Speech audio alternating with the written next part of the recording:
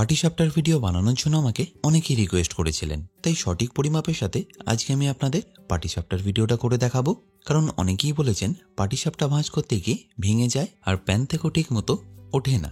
তাই বলবো একবার হলো এই রেসিপিটা ফলো করার, তাহলে দেখবেন আর এই সমস্যাগুলো হবে না। এছাড়াও পাটিসাপটার জন্য শুধু একটা পুর নয়, আমি এখানে দেখিয়েছি দুটো পুর করে, যার মধ্যে সম্পূর্ণ কালাকাদ রেসিপিটাই আছে। তাই পুরো ভিডিওটা দেখার অনুরোধ রইল।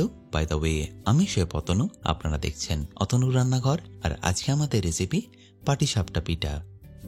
তাহলে পাটিসাপটা পিঠে বানানোর জন্য আমি এখানে নিয়ে নিচ্ছি 500 গ্রাম চালের গুঁড়ি, আর কাপের পরিমাপে নিলে 2 কাপ, আর তারপর এরই সাথে দিয়ে দিতে হবে 250 গ্রাম ময়দা, কাপের হিসাবে 1 কাপ, মানে যতটা চালের গুঁড়ি তার অর্ধেক ময়দা।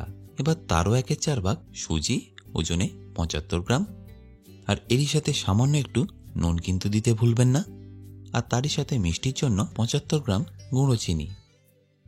এবার সবই ড্রাই ইনগ্রিডিয়েন্টসগুলোকে ভালো করে আমি একবার মিশিয়ে নিচ্ছি, আর ভালো করে মেশানো হয়ে গেলেই অল্প অল্প করে দুধ অ্যাড করে আমি এখানে একটা পাতলা মিক্সচার বানিয়ে নেবো। মনে রাখবেন সম্পূর্ণ দুধটা পুরোটাই এখানে একবারে দেওয়ার দরকার নেই, অল্প অল্প করে দিয়ে ভালো করে মেশাতে থাকবেন। আর এই মিক্সচারটা বানাতে টোটাল দুধের পরিমাণ লেগেছে 700 ml।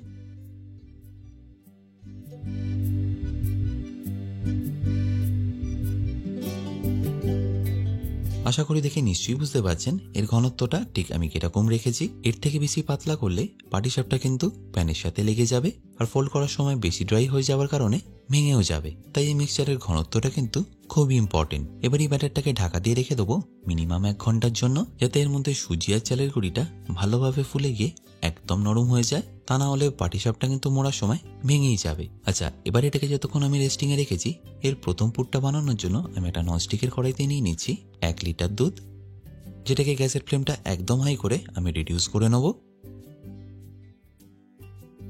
দুধটা যখনই দেখবেন এরকম একটু গরম হয়ে গেছে, তখন এখানে অ্যাড করে দিতে পারেন সামান্য একটু গুঁড়ো দুধ। তারপর দুধের সাথে সেটাকেও রিডিউস করতে থাকুন।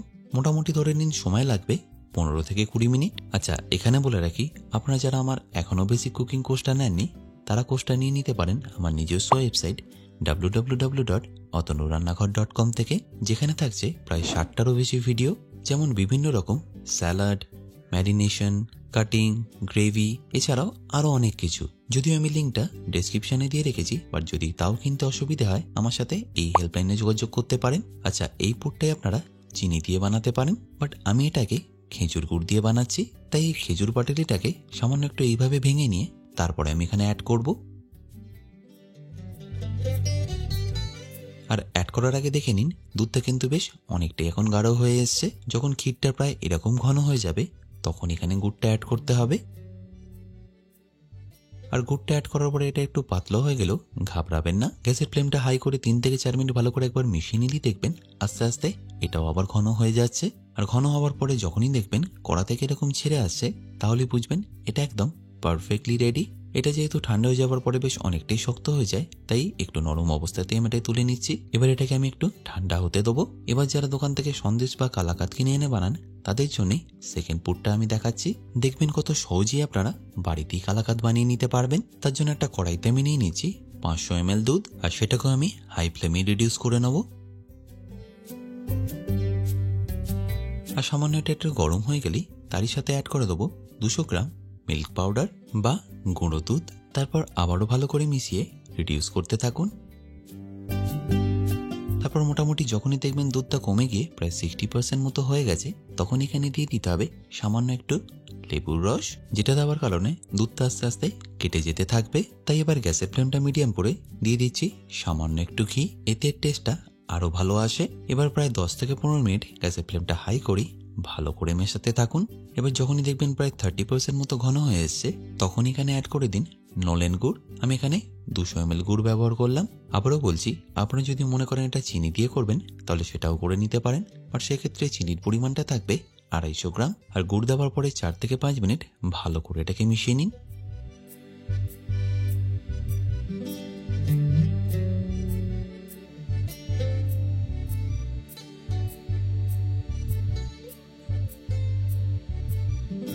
দেখবেন আস্তে আস্তে এটা ঘন হয়ে গিয়ে একদম কালাকাঁদের টেক্সচার চলে আসবে, যেটা আপনারা দোকান থেকে এত দাম দিয়ে কিনে আনেন। ব্যাস এটা একটু এরকম মাখো মাখো হয়ে গেলে তুলে নিয়ে একটা আলাদা ডিশে রেখে দিচ্ছি, আর এটাকেও আমি ঠান্ডা করে নেব।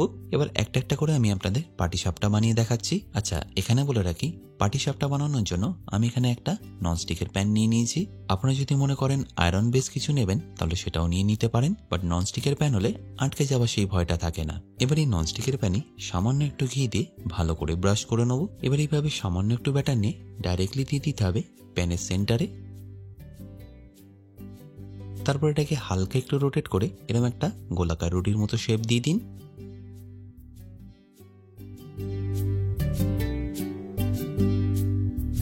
এবার যে প্রথম পুরটা আমরা বানিয়েছিলাম সেটাকে এইভাবে একটা সাইডে দিয়ে দিন। তারপরে সাইড থেকে প্রথম ফোল্ডটা করে এরই মধ্যে ভালো করে আটকে নিন। তারপর আস্তে আস্তে এটাকে ফোল্ড করতে থাকুন। যদি মনে হয় ফোল্ড করতে গিয়ে অসুবিধা হচ্ছে, সেক্ষেত্রে হাত দিয়ে বা চামচ দিয়ে এইভাবে পাল্টে নেবেন। ব্যাস তাহলেই রেডি হয়ে গেল পাটিসাপটা। যা প্রথম পাটিসাপটাটা আমি একটু নরমই রেখেছি, আর আপনারা যদি চান আউটার লেয়ারটা আর একটু শক্ত হোক তাহলে সেটাও করে নিতে পারেন, সেক্ষেত্রে কালারটাও খুব সুন্দর আসবে। এবার আমি আপনাদের একটা দুটো কালাকান্তিও বানিয়ে দেখাচ্ছি। ব্যাটারটা এইভাবে গোল করে দেওয়ার পরে একটা চামচের মাধ্যমে এইভাবে কালাকাঁদটাকে দিয়ে দিন। তারপর সেম প্রসেসে এটাকেও ফোল্ড করতে থাকুন। আচ্ছা, এখানে বলে রাখি, আপনারা যারা অতনু রান্নাঘরে ইউটেন্সিলগুলো কিনে নিতে চান, লিঙ্ক আমি ডেসক্রিপশনে দিয়ে রেখেছি। অ্যামাজন থেকে সেটা আপনারা ইজিলি কিনে নিতে পারবেন। তাহলে আশা করি নিশ্চয়ই দেখতে পেলেন এই পাটিসাপটা বানানো কতটা সিম্পল। যদি সম্পূর্ণ রেসিপিটা আপনাদের ভালো লেগে থাকে, অতি অবশ্যই আমাকে কিন্তু প্রতিবারের মতো কমেন্টে জানাতে ভুলবেন না। বাই দ্য ওয়ে, আমি শেফ অতনু, আপনারা দেখছিলেন অতনু রান্নাঘর। দেখা হচ্ছে আপনাদের সাথে আর একটা নতুন রেসিপি নিয়ে নেক্সট এপিসোডে। ভালো থাকবেন, সুস্থ থাকবেন।